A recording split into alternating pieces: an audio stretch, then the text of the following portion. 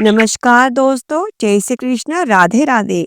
आज मैं आपके लिए लेकर आई हूँ कामदा एकादशी की व्रत कथा। तो चलिए शुरू करते हैं कामदा एकादशी की व्रत कथा। धर्मराज युधिष्ठिर कहने लगे कि हे भगवान, मैं आपको कोटि कोटि नमस्कार करता हूँ। अब आप कृपया करके चैत्र शुक्ल एकादशी का महात्म्य कहिए। श्री कृष्ण कहने लगे कि हे धर्मराज, यह प्रश्न एक समय राजा दिलीप ने गुरु वशिष्ठ जी से किया था, और जो समाधान उन्होंने किया वो सब मैं तुमसे कहता हूँ। प्राचीन काल में भोगीपुर नामक एक नगर था। वहां पर अनेक ऐश्वर्य से युक्त पुंडरीक नामक एक राजा राज्य करता था। भोगीपुर नगर में अनेक अप्सरा, किन्नर तथा गंधर्व वास करते थे।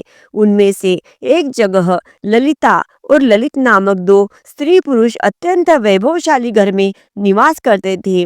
उन दोनों में अत्यंत स्नेह था, यहाँ तक कि अलग अलग हो जाने पर दोनों व्याकुल हो जाते थे। एक समय पुंडरीक की सभा में अन्य गंधर्वों सहित ललित भी गाना गा रहा था। गाते गाते उसको अपनी प्रिय ललिता का ध्यान आ गया और उसका स्वर भंग होने के कारण गाने का स्वरूप बिगड़ गया। ललित की मन के भाव जानकर काकरोट नामक नाग ने पद भंग होने का कारण राजा से कह दिया।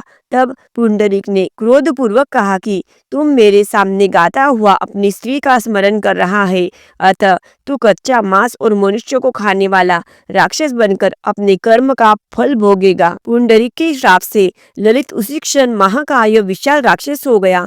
उसका मुख अत्यंत भयंकर, नेत्र सूर्य चंद्रमा की तरह प्रदीप्त तथा मुख से अग्नि निकलने लगी। उसकी नाक पर्वत की कंदरा के समान विशाल हो गई और गर्दन पर्वत के समान लगने लगी। सिर के बाल पर्वतों पर खड़े वृक्षों के समान लगने लगे तथा भुजाएं अत्यंत लंबी हो गई। कुल मिलाकर उसका शरीर 8 योजन के विस्तार में हो गया। इस प्रकार राक्षस होकर वह अनेक प्रकार के दुख भोगने लगा। जब उसकी प्रियतमा ललिता को यह वृत्तांत मालूम हुआ तो उसे अत्यंत खेद हुआ और वह अपने पति के उद्धार का यत्न सोचने लगी। वह राक्षस अनेक प्रकार के घोर दुख सहन करता हुआ घने जंगलों में रहने लगा। उसकी स्त्री उसके पीछे पीछे जाती और विलाप करती रहती। एक बार ललिता अपने पति के पीछे घूमती घूमती विंध्याचल पर्वत पर पहुंच गई, जहां पर श्रृंगी ऋषि का आश्रम था। ललिता शीघ्र ही श्रृंगी ऋषि के आश्रम में गई। वहां पर जाकर विनती भाव से उसने प्रार्थना की।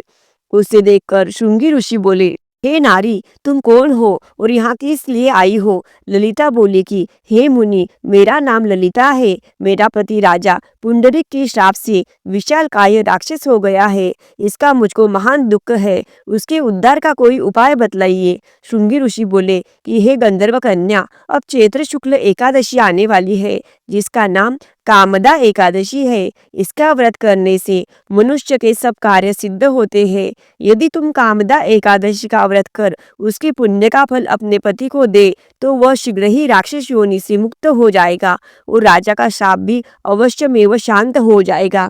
मुनि के ऐसे वचन सुनकर ललिता ने चैत्र शुक्ल एकादशी आने पर उसका व्रत किया और द्वादशी को ब्राह्मणों के सामने अपने व्रत का फल अपने पति को देती हुई भगवान से इस प्रकार प्रार्थना करने लगी, हे प्रभु, मैंने जो यह व्रत किया है इसका फल मेरे पति देव को प्राप्त हो जाए, जिससे वह राक्षस योनि से मुक्त हो जाए। एकादशी का फल देते ही उसका पति राक्षस योनि से मुक्त होकर अपने पुराने स्वरूप को प्राप्त हुआ। फिर अनेक सुंदर वस्त्राभूषणों से युक्त होकर ललिता के साथ विहार करने लगा। उसके पश्चात वे दोनों विमान में बैठकर स्वर्गलोक को चले गए।